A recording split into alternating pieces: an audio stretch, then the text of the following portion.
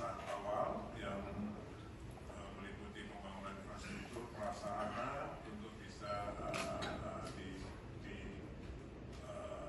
dimanfaatkan oleh ASN dan masyarakat lainnya sekitar 2025 sampai 2028. Jadi kami melaporkan pada saat tahap awal 2022 sampai 2024 APBN telah menginvestasikan 89 triliun untuk jalan tol, 47 tower hunian, air minum, sanitasi, embung, kolam retensi, perkantoran, kemudian kantor sekretariat, dan sarana peribadatan seperti masjid dan basilika dan gereja yang semuanya dikerjakan oleh Kementerian PU sebelumnya. Kami hanya melaporkan progresnya. Di samping itu ada juga investasi swasta yang sudah di groundbreaking sampai September yang lalu sebesar 58,41 triliun. Ini progresnya sekarang ada beberapa yang sudah jalan, ada yang sudah selesai, ada yang sedang dalam persiapan. Kemudian yang tahap kedua ini yang paling penting, beliau mempunyai target bahwa pada tahun 2028 sudah ditargetkan menjadi ibu kota politik. Sehingga kami ditugasi untuk menyelesaikan ekosistem yudikatif, jadi kantor-kantor dan huniannya, juga ekosistem legislatif di kantor-kantor dan huniannya. Untuk yudikatif dan legislatif, dulu sudah pernah ada desain dari Kementerian PUPR, basic desainnya, beliau minta direview lagi. Kemudian kami nanti dengan Kementerian PU sama IKN akan membentuk tim desain yang nanti bisa diarahkan oleh Bapak Presiden tentang ke depannya. Untuk itu, dalam menyelesaikan menyelesaikan program dari 25 sampai 29, 2025 sampai 2029 dibutuhkan APBN 48,8 triliun. Untuk tadi pertama untuk menyelesaikan kompleks yudikatif dan ekosistem pendukungnya serta membuka akses menuju IKN kawasan WP2.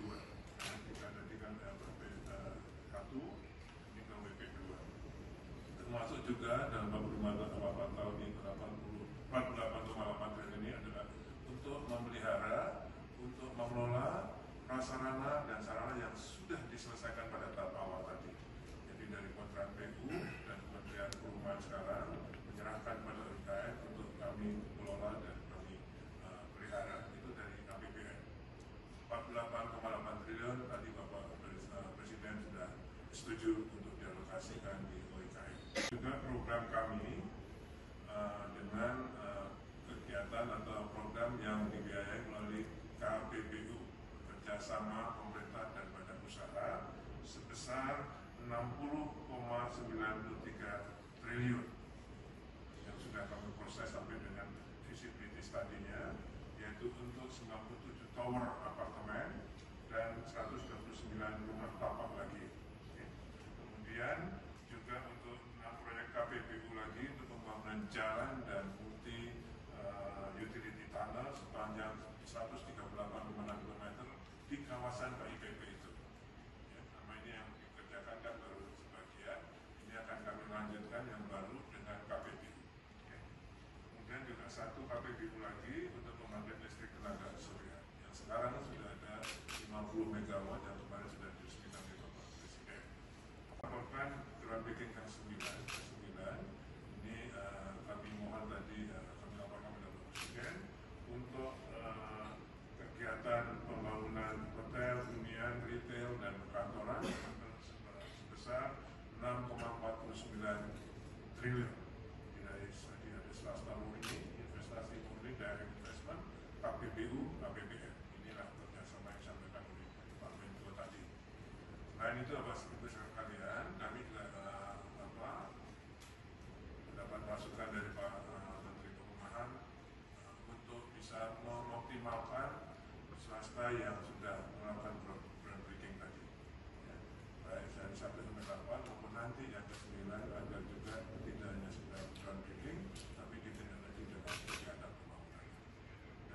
targetnya satu tadi, bahwa tahun 2028 agar bisa ditetapkan IKN ini sebagai ibu kota politik Indonesia.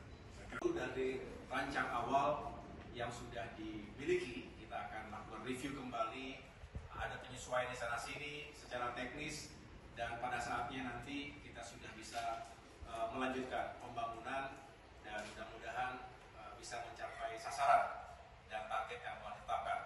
Nanti setelah ini Pak Basuki bisa menjelaskan, tentunya ada yang bersumber dari APBN, ada juga yang bersumber non APBN.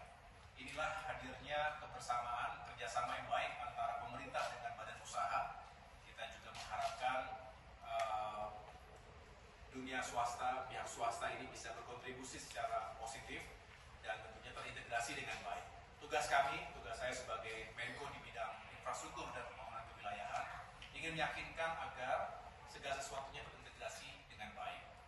Kami juga tadi membahas beberapa proyek lainnya yang juga sangat penting, diantaranya bagaimana kita harus semakin serius untuk memikirkan keselamatan dan juga masa depan masyarakat kita yang tinggal di pesisir utara Jawa, tapi fokus pada pesisir utara Jakarta.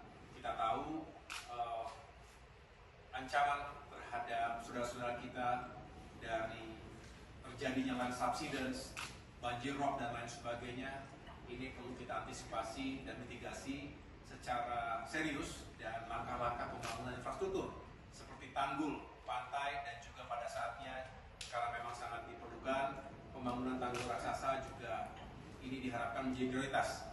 Inilah beberapa penyampaian utama dari Bapak Presiden Prabowo Subianto.